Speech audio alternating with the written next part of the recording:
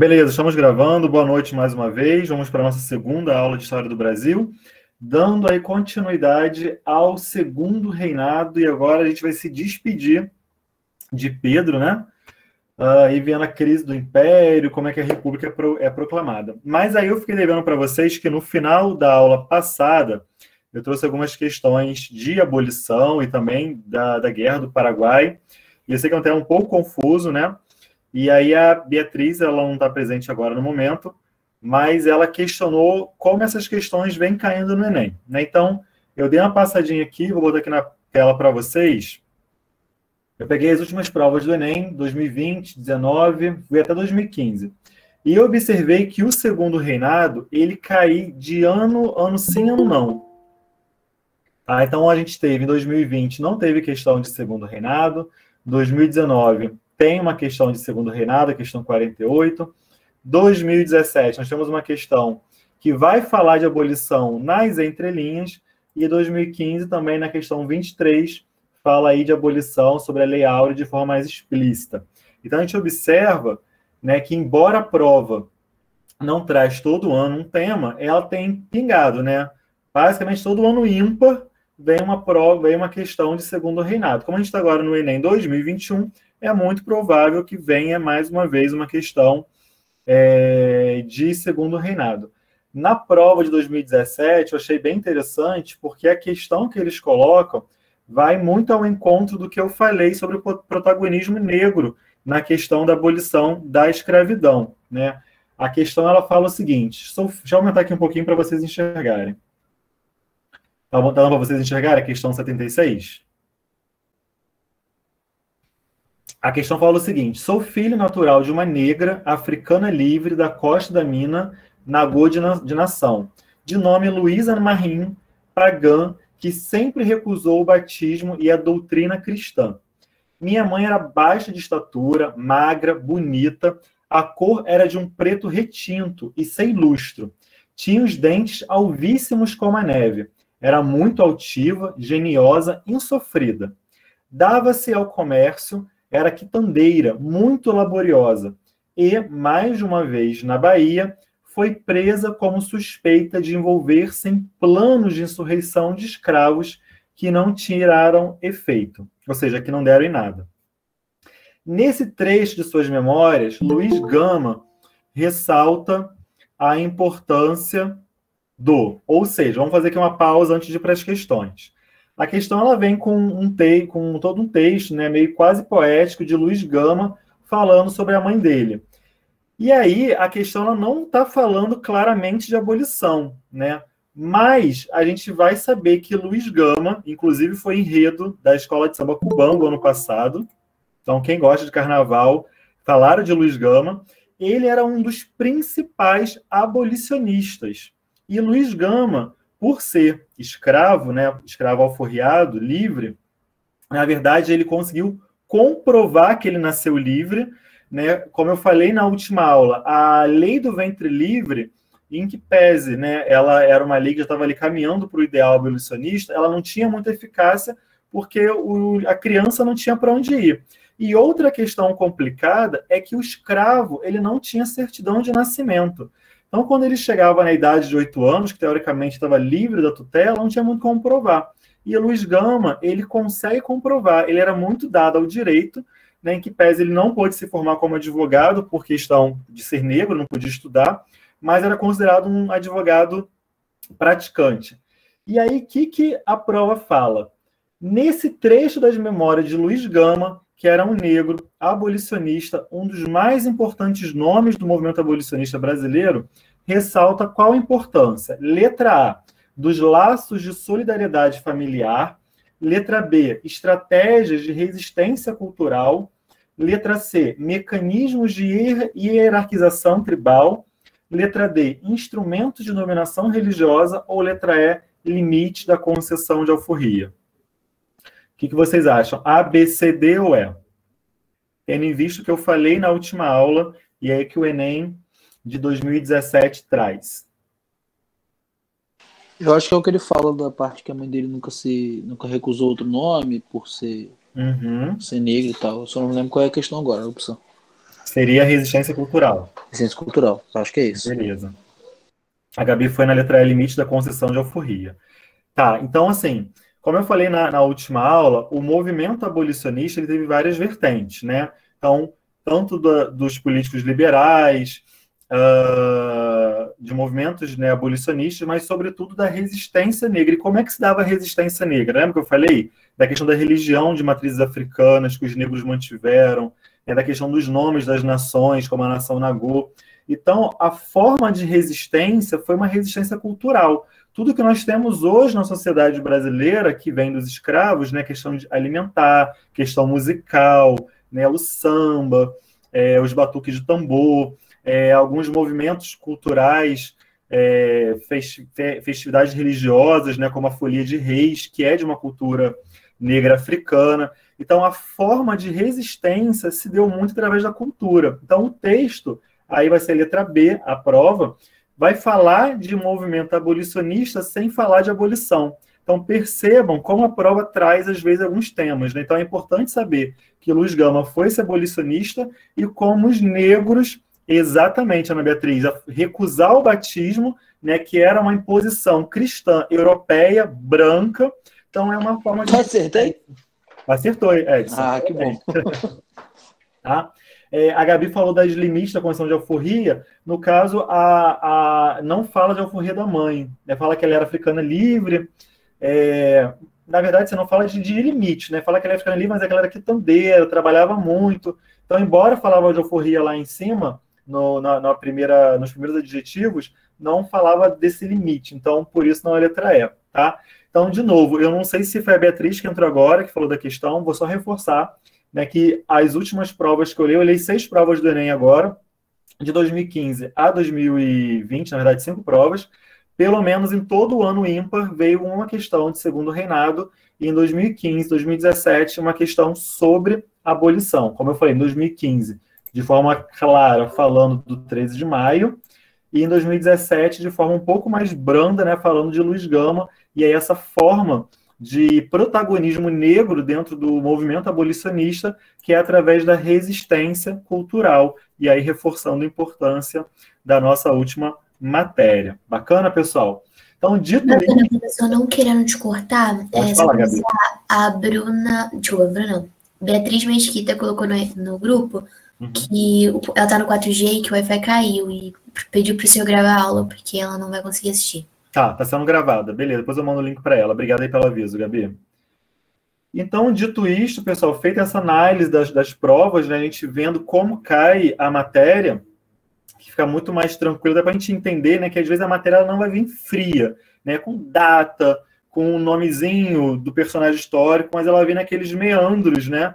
Então, por isso que é muito importante esse debate que às vezes eu trago, dessa contextualização da matéria para os dias de hoje, para a gente pensar a matéria de uma forma atual, né? Porque a prova, às vezes, ela vai trazer nesse sentido. E aí, voltando, então, ao tema da nossa aula de hoje, que é justamente a crise do segundo reinado, né? A gente continuando aí no segundo reinado e a nossa última aula, para a gente finalmente chegar na República. Vamos primeiro entender como esse império, né, o segundo reinado, como o império estava estabelecido. Então, Pedro II, ele estabelece, né, esse reinado de quase 50 anos, que foi um reinado muito tranquilo, na maior parte do tempo, num tripé, baseado na Igreja Católica, baseado no Exército e na aristocracia escravocrata, nos setores escravocratas, né? Então, quando esse tripé começa a ruir, quando ele começa a perder apoio desses setores que sustentavam ele no trono, começa, então, a crise do segundo reinado, que vai culminar com a proclamação da República. Então, várias questões levaram, né, ao Império, à monarquia, a acabar no Brasil. A crise ela começa, basicamente, lá no final do século XIX, 1870, depois da Guerra do Paraguai. Como a gente viu, a Guerra do Paraguai, as consequências que o Brasil teve, né, de sair muito endividado, e era uma guerra que o Brasil não se reconhecia. Pensa, lembra quando eu falei que a guerra foi basicamente estimulada pelos setores ali do sul, do Rio Grande do Sul, que tinham divergência com os pecuaristas do Uruguai. Então, era um problema muito local. Quando o Brasil entra numa guerra de uma proporção que teve, foi a maior guerra da América do Sul, tendo como uma consequência milhões de mortos, libertação de vários escravos, né, pagando aí aos senhores a indenização, e sai totalmente endividado, a população começa a falar, caramba, a gente não queria essa guerra, né? Agora a gente vai ficar aqui com crise econômica, a escravidão perigando acabar, porque muitos escravos ficaram libertos com a Guerra do Paraguai, então começa aí a rejeição de Pedro II ser desenhada. Vamos falar de várias questões, né? Como é que esse tripé se corta? A primeira questão, pessoal, é a questão religiosa. Quando a Constituição de 24 ela é instituída, né, por Pedro I, é tido que a Igreja Católica e o trono, a monarquia, estariam unidas, né? A Igreja Católica era a religião oficial do Império. E cabia ao imperador 2 poderes, o beneplácito e o padroado. Através desses poderes, ele poderia instituir os bispos, dar cargo de bispos para as pessoas e acatar ou não as bulas papais. Então, o Papa dava uma ordem no Vaticano e cabia ao imperador, né, como o representante da igreja, o líder da igreja ali no Império, acatar ou não as ordens, as bulas papais. E o que acontece, pessoal? A maçonaria sempre foi muito forte no Brasil. Muitos nomes, muitas pessoas importantes eram atreladas à maçonaria. Inclusive, Pedro I, pai de Pedro II, ele era grão-mestre na maçonaria, que seria o último degrau. Professor, né? Sim. Nesse ponto, ela sempre foi muito ligada aos países que acabaram vindo depois, pela sua influência? Porque eu já ouvi dizer também que os Estados Unidos também sempre foi muito forte. Sim. A sua independência. Sim. A ideia liberal, né, as ideias republicanas e liberais, sobretudo, elas têm muito a ver com a maçonaria. Por quê? Porque a maçonaria não tem na história uma origem, tá? Mas, basicamente, tem-se que algumas vertentes eram construtores de igrejas da Inglaterra, por isso que o símbolo deles, né, é o grande arquiteto, o astrolábio, é o martelo, tem Deus como grande construtor do universo, que construíam ali as igrejas e foram se agrupando em sindicato, né, de construtores, debatiam ideias liberais contra a igreja, enfim. Mas o que acontece é que sabe-se que muitas ideias liberais eram discutidas dentro das lojas maçônicas e essas ideias eram compartilhadas nas diversas lojas. E muitos personagens principais da história brasileira foram estudar na Europa, tiveram contato com os Estados Unidos, eles congregavam nessas maçonarias. Inclusive, o termo, né, loja maçônica, vem de lodge, do inglês, né, que seria o local de reunião. Então, essas ideias, sim, liberais, elas eram muito ventiladas e compartilhadas nas diversas maçonarias. Por isso que muitos países que acabaram se tornando independentes têm essa ligação com a maçonaria. Tá? Isso é bem fato, tá, Edson? Então, o próprio Pedro I era maçom. E aí o que acontece? O maçom, ele tinha 2 escolhas, ou pagar o dízimo para a Igreja Católica, ou contribuir com a sua loja maçônica. Muitos deles preferiam contribuir, né, com seu dinheiro para a sua loja maçônica, que era um local ali onde vários homens importantes debatiam, era o famoso Clube do Bolinha, né? A loja maçônica ela era basicamente só de homens. E a Igreja Católica começa a achar ruim. Como assim, né? A gente está mais recebendo dízimo. E aí o Papa Pio IX, ele decreta que maçom não poderia mais congregar na Igreja Católica, não poderia mais assistir missa, a maçonaria tinha que ser banida. Só que Pedro II, quando vem essa ordem da Igreja, ele não acata, né? Através lá do beneplácito que ele tinha, ele não acata essa ordem. E aí começa uma grande crise envolvendo a Igreja Católica e o Império. Porque alguns bispos, sobretudo o bispo do Pará e de Olinda, resolve acatar a ordem do Papa e proibir maçom de assistir à missa. Só que assim, como eu falei, quem era maçom era quem tinha dinheiro, eram pessoas de alta influência. Imagina um padre, um bispo, né, um clérigo, proibia um poderoso com grana de assistir uma missa, sendo que a gente era um país católico. E isso deu pano para manga, né? Os bispos foram presos, a igreja teve que intervir, o Papa teve que intervir, enfim. Quem é poderoso não gosta de ouvir que não pode entrar sem máscara, imagina que exatamente, né? A famosa carteirada sabe com quem está falando.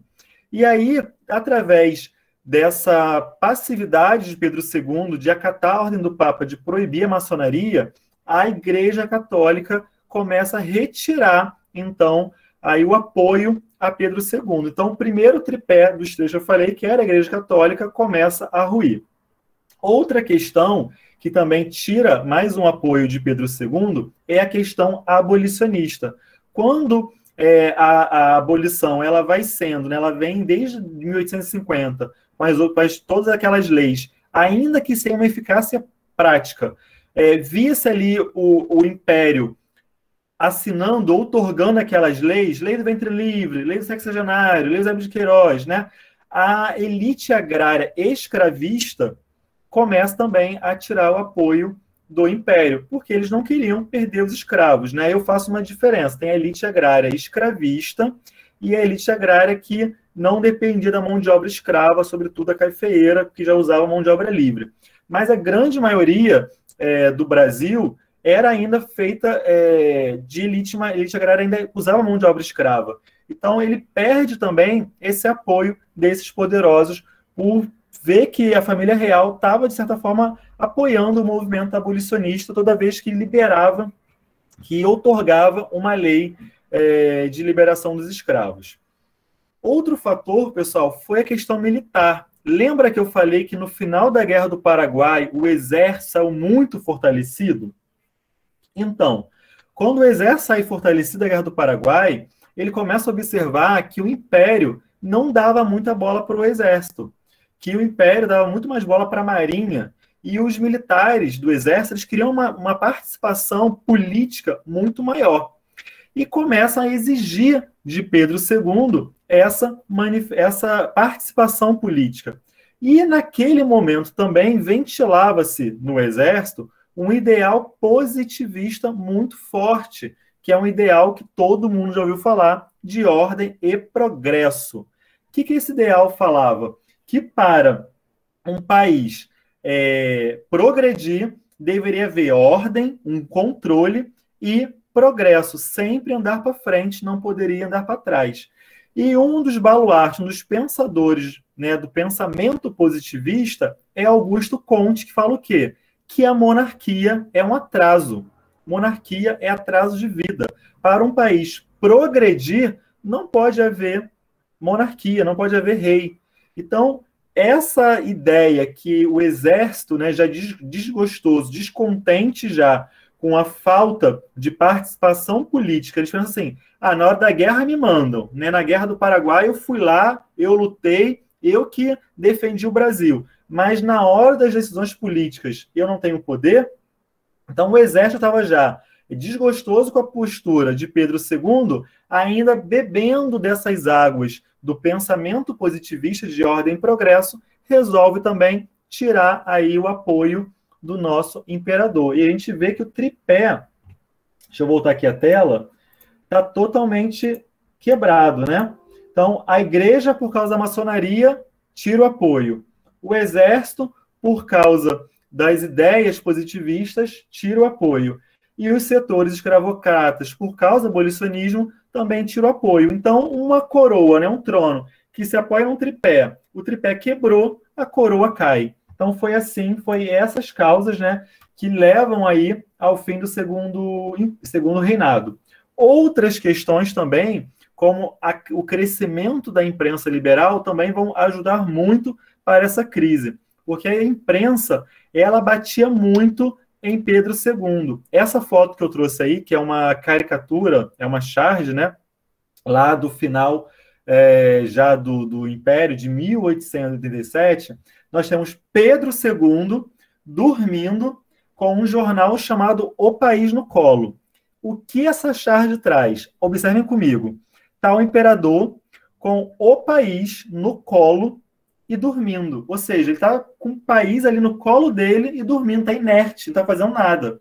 Ou seja, as notícias estão chegando, né? Tudo chega para o imperador. Você vê aqui do lado dele cheio de jornal, né? Ou seja, as notícias vêm, as informações vêm, mas ele coloca o país no colo e dorme. Então é uma crítica liberal feita à figura do imperador, apenas uma de várias, né, que os jornais querem. Por quê? Porque a imprensa liberal, ela quer mudanças mais profundas.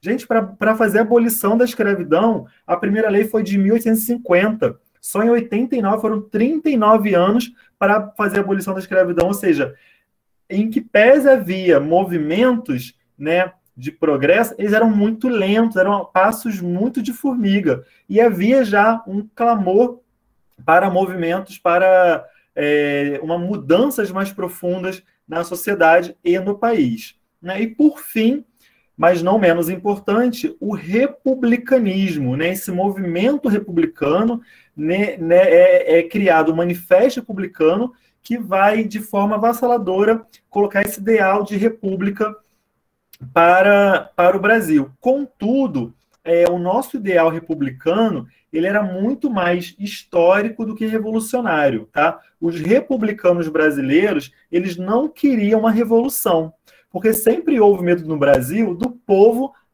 assumir o poder. Né? Então, a abolição foi feita pelos poderosos. Lembra lá da independência do Haiti, o medo que eles tinham dos escravos matarem os seus senhores e tornar a liberdade?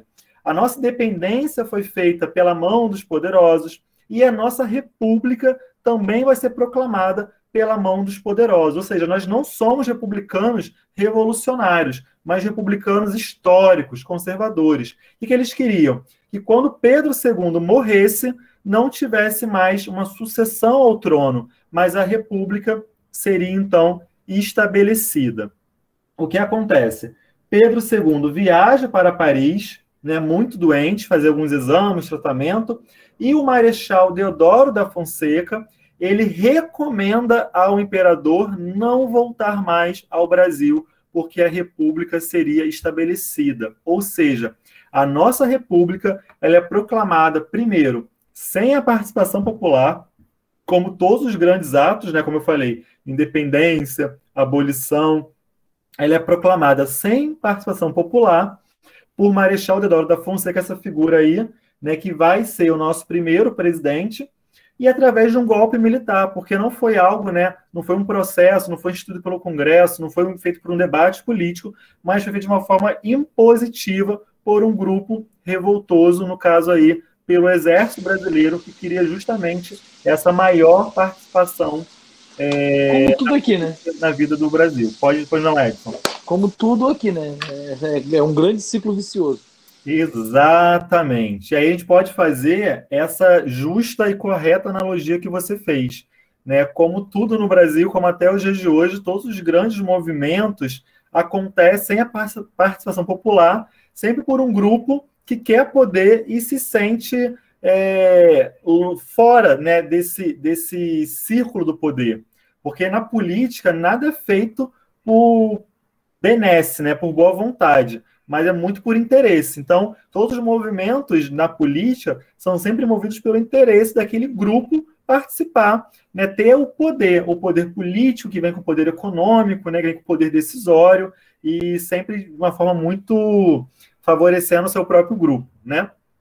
Então, dessa forma, a gente tem aí a proclamação da República e terminamos, então, com o Brasil Império, com o Segundo Reinado, e passaremos, então, para as figuras, né, da República Velha, que nós vamos ver nas próximas aulas. Deixa eu só me situar aqui.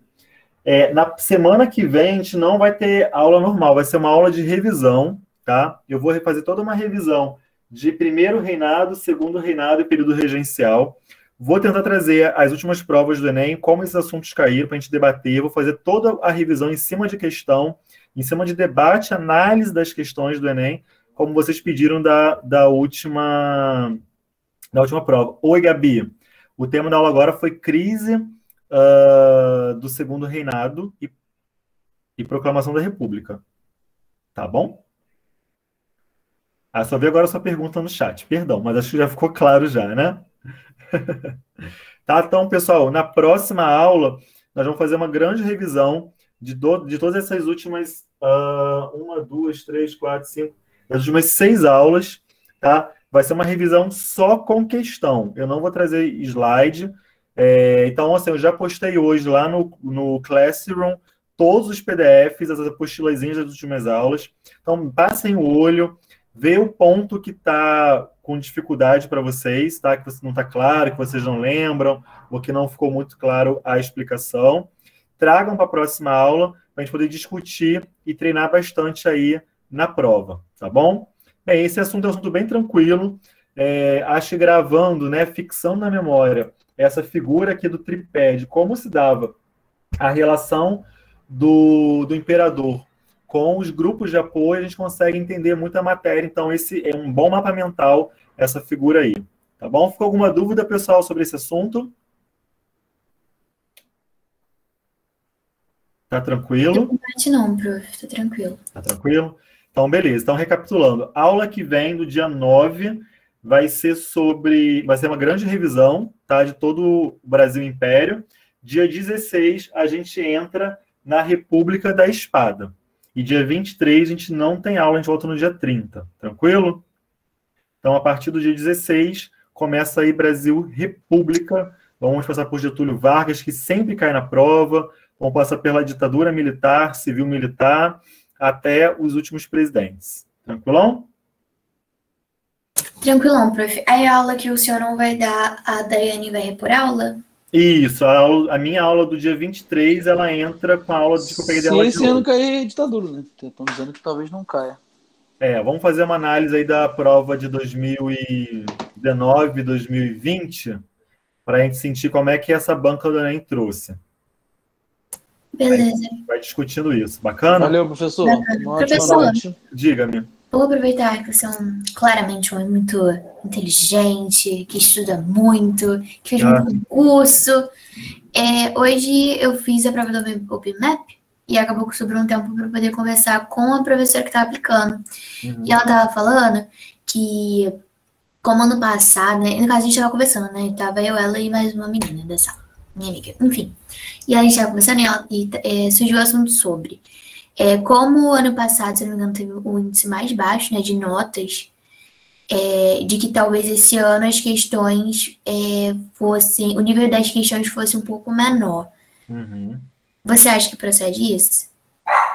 Cara, tentar adivinhar a cabeça de banca é sempre muito difícil, né? Como eu já fiz muito concurso e muitas provas de vestibular, aí sempre vai para a tendência. A tendência é sempre analisar as provas passadas mesmas, que esse é o melhor caminho. Esse ano nós vamos ter o Enem com menor taxa de adesão, né? Mas baixar o nível de questão, eu não acredito. Eu acho que a banca, a tendência é manter, talvez faça questões mais curtas, né? Pode ser uma tendência, mas nível de questão, eu acredito que não, Gabi. Eu posso tentar analisar, conversar com outros professores, amigos meus também dão aula no pré-vestibular da FRJ, tem alguns contatos de amigos também de pré-vestibular, eu posso conversar com eles e tentar construir, mas assim, é sempre um exercício de futurologia, sabe? Porque o que a gente tem para construir mesmo, dado, é prova passada, né? Então, essa tendência de ser mais fácil, porque também pensa assim, quando é mais fácil para um, é mais fácil para todo mundo. E aí não é vantagem, entendeu? Porque também alarga muito, então não dá para se pautar que isso é uma vantagem, né? A prova ser mais fácil, porque se é para um, é para todo mundo. E aí acaba ficando até mais concorrido, de repente, sabe? Então acho que é bom mesmo confiar no seu estudo e estar preparado para o que der e vier. Não sei se eu ajudei muito você. Não, ajudou, porque eu realmente fiquei com isso na cabeça. De uma coisa... Nossa, eu já... não saindo um pouquinho disso, mas também não saindo, eu confesso que eu já ouvi falarem, tipo, depois que eu fechar as inscrições, né? Que esse era o ano... não foi necessariamente com essas palavras, mas, tipo assim, o ano do pobre, entre parênteses. Porque... Por essa questão de, tipo, talvez que seja mais objetiva. Eu não concordei, claramente, né? Porque Se esse ano teve menor índice de adesão, né? Com certeza não foram as pessoas com dinheiro que não se inscreveram. Eu acredito que quem está se preparando há muito tempo, e geralmente quem tem mais recurso financeiro, né, não foi tão atingido, digamos assim, pela pandemia, porque tem recursos, né? As escolas particulares conseguiram se adaptar mais rápido à nova realidade de aula virtual. Então, são pessoas que têm, né, recurso em casa, internet boa. Então, eu acho que eles continuam se preparando. Realmente, eu acho que quem é mais atingido é sempre menos favorecido, porque não vai ter um computador, não vai ter uma boa internet, né? Então, eu creio que realmente, quando nesses fatos, né, supervenientes acontecem, como a pandemia, quem vai ser atingido sempre vai ser quem é menos favorecido, quem não tinha um preparo, teve que se adaptar para aquela questão, né? Se pensar para um jovem de classe média, média alta, ele já está acostumado com esse ambiente virtual, de aula virtual, creio, né? Já tem uma internet boa em casa, então realmente eu acredito que a corda sempre arrebenta para o lado mais fraco, como diz o ditado, né? Então, realmente, nesse exercício aí de tentar entender o público da prova, eu acho que quem está preparado, vem se preparando, né, em escola mais focadas no exame, está se preparando já há 3 anos, então não são esses que vão abrir mão, não, creio eu. Super concordo com você, porque exatamente isso, a corda sempre arrebenta para o mais fraco. Pois é. Enfim, prof. Obrigada pela aula. Nada, Gabi. Essa aula foi mais rapidinha, mais tranquilinha, mais leve. Mas não menos importante, para a gente entender como é que se deu o fim do reinado. Nada, Camille. Beijo, boa noite, pessoal. Até semana que vem com o resumo. Então, traga suas dúvidas, viu? Pode deixar. Não acredito que eu perdi a Arena do Grande Tucano. Só pegou a Luísa. Brincadeira. Beijinhos, professor. Muito obrigada pela aula. Até semana que vem. Obrigada, até semana que vem. Tchau, tchau.